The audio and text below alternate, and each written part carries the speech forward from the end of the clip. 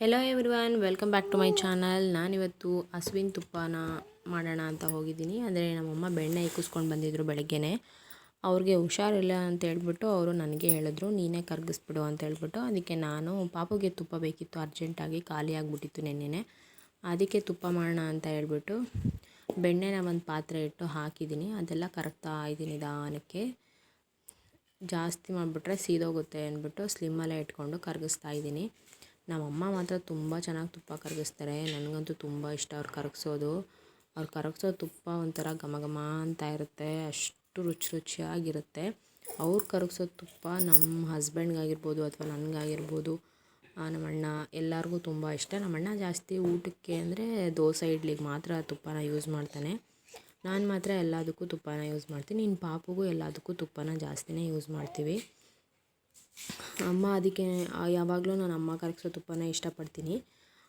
ನಾನು ಪ್ರೆಗ್ನೆಂಟಲ್ಲಿದ್ದಾಗ ಕೂಡ ಅವರೇ ಕರಗಿಸಿ ಕೊಟ್ಟು ಕಳಿಸ್ತಾಯಿದ್ರು. ಅಷ್ಟೊಂದು ತುಂಬ ಚೆನ್ನಾಗಿರುತ್ತೆ ಅವ್ರು ಕರಗಿಸೋ ರೀತಿ. ಅವ್ರು ಕರಗಿಸೋದನ್ನೇ ಒಂದು ದಿವಸ ವೀಡಿಯೋ ಮಾಡಿ ಹಾಕಬೇಕು ಅಂತ ಅಂದ್ಕೊಂಡಿದ್ದೆ. ಬಟ್ ಅವರು ಕರಗಿಸೋದನ್ನು ಅವರೇ ಮಾಡಿಬಿಟ್ಟಿದ್ರು, ವೀಡಿಯೋ ಶೂಟ್ ಮಾಡ್ಕೊಳಕ್ಕಾಗಲಿಲ್ಲ. ಸೊ ಈ ಸಲ ನಾನು ಅವ್ರು ಕರಗಿಸೋ ಥರ ಕರಗಿಸೋಣ ಅಂತ ಹೇಳ್ಬಿಟ್ಟು ನಾನು ಟ್ರೈ ಮಾಡೋಣ ಅಂಥೇಳಿ ಈ ಥರ ಬೆಣ್ಣೆನ ಒಂದು ಪಾತ್ರೆಗೆ ಹಾಕಿ ಎಲ್ಲ ಕರಗಿಸ್ಕೊಂಡೆ.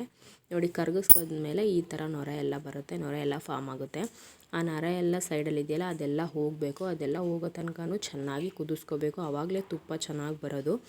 ಇವಾಗ ಕರಗಿರೋದಕ್ಕೆ ಒಂದು ಅರ್ಧ ಸ್ಪೂನಷ್ಟು ಅರಿಶಿನ ಪುಡಿನ ಹಾಕೋತಾ ಇದ್ದೀನಿ. ಈಗ ಎಲ್ಲ ಚೆನ್ನಾಗಿ ಕುದೀತಾ ಇದೆ. ಅಷ್ಟರಲ್ಲಿ ನಮ್ಮಮ್ಮ ಹಸಿ ಕರ್ಬೇವಿನ ಸೊಪ್ಪನ್ನ ತೊಗೊಂಡು ಬಂದಿದ್ದರು.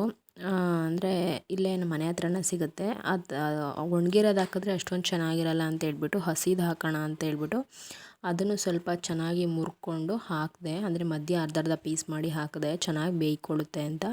ಅಂದರೆ ಕರ್ಬೇವು ಸೊಪ್ಪಿನ ಘಮ ಬಿಟ್ಟರೆ ತುಪ್ಪ ಇನ್ನೂ ಘಮ ಚೆನ್ನಾಗಿರುತ್ತೆ ಅಂತ ಹೇಳ್ಬಿಟ್ಟು ನಾವು ಹಸಿ ಸೊಪ್ಪನ್ನು ಹಾಕ್ತೀವಿ. ಹಾಗೆ ಇದು ಚೆನ್ನಾಗಿ ಕುದೀತಾ ಇರಲಿ. ಅಷ್ಟರಲ್ಲಿ ನಾನು ಒಂದು ಸ್ಪೂನ್ ಜೀರಿಗೆ ತೊಗೊಂಡಿದ್ದೀನಿ, ಮತ್ತು ಒಂದು 4 ಕಾಳುಮೆಣಸು, ಹಾಗೆ ಒಂದು ಲವಂಗ, ಒಂದು ಏಲಕ್ಕಿ, ಇಷ್ಟನ್ನು ಚೆನ್ನಾಗಿ ಬೆಚ್ಚಗೆ ಮಾಡಿಕೊಂಡು ಅದನ್ನು ಕುಟಾಣಿಲಿ ಹಾಕಿ ಚೆನ್ನಾಗಿ ಕುಟ್ಟಿ ಪುಡಿ ಮಾಡ್ಕೊಂಡಿರ್ತೀನಿ. ಅದನ್ನು ಹಾಕಿದ್ರೇ ತುಪ್ಪ ಘಮ ಬರೋದು, ಟೇಸ್ಟ್ ಕೂಡ ಸಕ್ಕತ್ತಾಗಿರುತ್ತೆ. ಅದನ್ನೆಲ್ಲ ಪುಡಿ ಮಾಡಿ ಇಟ್ಕೊಂಡಿರ್ತೀನಿ, ಹಾಕಿರಲ್ಲ. ಈಗಲೇ ಹಾಕ್ಬಿಟ್ರೆ ಏನಾಗುತ್ತೆ ಗೊತ್ತಾ, ಆ ನೊರೆ ಎಲ್ಲ ಹೋಗೋ ಅಷ್ಟರಲ್ಲಿ ಅದೆಲ್ಲ ತಳ ಹಿಡಿದ್ಬಿಡುತ್ತೆ. ಅದಕ್ಕೆ ಆ ಪುಡಿನೆಲ್ಲ ನಾನು ಲಾಸ್ಟಲ್ಲಿ ಹಾಕೊಳ್ಳೋಣ ಅಂತ ಹೇಳ್ಬಿಟ್ಟು ಹಾಗೆ ಇಟ್ಕೊಂಡಿರ್ತೀನಿ. ಅದಾದಮೇಲೆ ನಾನು ಬಳೆ ತೊಡಿಸ್ಕೋಬೇಕು ಅಂತ ತುಂಬ ದಿನದಿಂದ ಆಸೆ ಇತ್ತು. ಬೆಟ್ಟದಲ್ಲಿ ತೊಡಿಸ್ಕೊಳ್ಳೋಣ ಅಂತ ಅಂದ್ಕೊಂಡೆ, ಬಟ್ ತೊಡಿಸ್ಕೊಳಕ್ಕಾಗಲಿಲ್ಲ. ಅಲ್ಲೆಲ್ಲ ಜಾಸ್ತಿ ರೇಟ್ ಇರುತ್ತೆ. ಹಾಗೆ ಪಾಪು ಕೂಡ ಅಳ್ತಾ ಇರ್ತಾಳಲ್ಲ, ಸೊ ಬೇಡ ಅಂದ್ಕೊಂಡು ಸುಮ್ಮನಾಗ್ಬಿಟ್ಟೆ. ಹಾಗೆ ಇಲ್ಲಿ ನಾನು ಪೌಡರೆಲ್ಲ ಮಾಡಿ ಇಟ್ಕೊಂಡಿದ್ನಲ್ಲ, ಅದನ್ನು ನಾನು ಇವಾಗ ಕುದೀತಿರುವಾಗ ಅದನ್ನು ಸೇರಿಸ್ಕೋತೀನಿ. ಯಾಕಂದರೆ ನಾನು ಮೊದಲೇ ಹೇಳ್ದಂಗೆ ಫಸ್ಟೇ ಹಾಕ್ಬಿಟ್ರೆ ಅದೆಲ್ಲ ತಳ ಹಿಡ್ದು ಸೀದೋಗ್ಬಿಡುತ್ತೆ. ಅದಕ್ಕೆ ನಾನು ಅದನ್ನು ಇವಾಗ ಸೇರಿಸ್ಕೋತೀನಿ. ನೋಡಿ, ಈ ಥರ ಕನ್ಸಿಸ್ಟೆನ್ಸಿಲಿ ಬರಬೇಕು ತುಪ್ಪ. ಆ ಬಿಳಿ ನೊರೆ ಇದೆಯಲ್ಲ ಅದೆಲ್ಲ ಈ ಥರ ಹೋಗಿ ಎಲ್ಲ ನೀಟಾಗಿ ಮಳ್ಳಿ ಈ ಥರ ಬರಬೇಕು. ಹಸಿ ಇದ್ದರೆ ತಿನ್ನೋಕ್ಕಾಗಲ್ಲ. ಸೊ ಲಾಸ್ಟ್ ಫೈನಲಾಗಿ ಈ ಥರ ಬಂತು. ಎಲ್ಲ ಆರಿದ್ಮೇಲೆ ಅದನ್ನು ಒಂದು ಬಾಕ್ಸಲ್ಲಿ ಸ್ಟೋರ್ ಮಾಡಿ ಇಟ್ಕೊಂಡ್ರೆ ಅದು ನಮಗೆ 1 ಮಂತ್ ಅಥವಾ 2 ಮಂತ್ವರೆಗೂ ಬರುತ್ತೆ. ಪಾಪು ಒಬ್ಬಳಿಗೆ ತುಂಬಾ ಚೆನ್ನಾಗಿರುತ್ತೆ. ಹಾಗೆ ಮನೆ ಹತ್ರನೇ ಒಬ್ಬರು ರೆಗ್ಯುಲರಾಗಿ ಬಳೆ ಮಾರೋಕ್ಕೆ ಅಂತ ಬರ್ತಾರೆ. ಅವ್ರ ಹತ್ರ ನಾನು ಅಂದರೆ ಬಳೆ ತೊಡಿಸ್ಕೊಬಿಟ್ರೆ ಚೆನ್ನಾಗಿರುತ್ತೆ, ಅದು ಒಡೆಯಲ್ಲ, ಯಾವಾಗಲೂ ಇರುತ್ತೆ ಅಂದ್ಬಿಟ್ಟು ತೊಡಿಸ್ಕೊಳ್ಳೋಣ ಅಂತ ಹೋದೆ. ನನ್ನ ಸ್ಯಾರಿ ಕಲರ್ ಕೇಳದೆ ಸಿಗಲಿಲ್ಲ, ಬಟ್ ಬಾರ್ಡ್ರ್ ಕಲರ್ ಸಿಕ್ತು ಅಂದ್ಬಿಟ್ಟು ತಗೊಂಡೆ. ನನ್ನ ಕೈ ತುಂಬ ಹೊರಟು, ತೊಡಬೇಕಾದ್ರೆ 1-2 ಬಳೆ ಚುಚ್ಚಿ ಸ್ವಲ್ಪ ರಕ್ತ ಕೂಡ ಬಂತು. ಆದರೂ ತುಂಬ ಇಷ್ಟ ಆಯಿತು ನನಗೆ ಬಳೆ. ನಮ್ಮಮ್ಮ ತಗೊಳ್ಳಿಲ್ಲ, ನಾನು ಮಾತ್ರ ತೊಗೊಂಡಿದ್ದಷ್ಟೇ.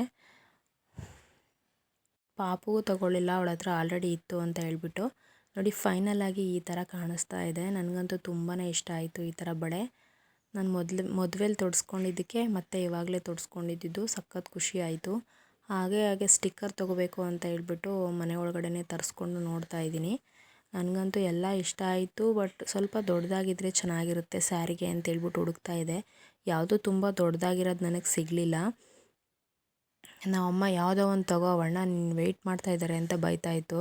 ನಾನಂತೂ ನೋಡ್ತಾಯಿದ್ದೆ, ಅವಣ್ಣ ಪರವಾಗಿಲ್ಲ ನೋಡಲಿ, ನಿಧಾನಕ್ಕೆ ನೋಡಲಿ ಅಂತ ಹೇಳ್ಬಿಟ್ಟು ಇದು ಮಾಡ್ತಾಯಿದ್ರು. ಒಂದು ಗೊಂಬೆ ಥರ ಇತ್ತು, ಅದು ನನಗಿಷ್ಟ ಆಗಲಿಲ್ಲ. ಅಂದರೆ ಹಣೆಗೆ ಗೊಂಬೆ ಥರ ಇಡೋದು ಬೇಡ, ಸ್ವಲ್ಪ ಡಿಸೆಂಟಾಗಿರೋದು ನೋಡೋಣ ಅಂತ ಹೇಳ್ಬಿಟ್ಟು ಹುಡುಕ್ತಾ ಇದ್ದೆ. ಆಮೇಲೆ ನಮ್ಮಮ್ಮ ಎಷ್ಟು ಅಂತ ನೋಡ್ತೀಯ, ಯಾವುದೋ ಒಂದು ತಗೋ ಅತೆಗೆ ಅಂತ ಬೈತಾಯಿತ್ತು. ಬಿಡೋ ಹೊತ್ತಿಗೆ ಅಂದ್ಬಿಟ್ಟು ನಮ್ಮ ನೀವೇ ಯಾವುದೋ ಒಂದು ತಗೊಳ್ಳಿ ಅಂತಂದ್ಬಿಟ್ಟು ಸುಮ್ಮನೆ ಆಗ್ಬಿಟ್ಟೆ. ನಮ್ಮಮ್ಮ ಫಸ್ಟ್ ಒನ್ನೇ ಇದೇ ಇರಲಿ ಅಂದ್ಬಿಟ್ಟು ಎತ್ಕೋತಾ ಇದೆ ನೋಡಿ. ಇದಾಗಿತ್ತು ಇವತ್ತಿನ video. Thank you for watching.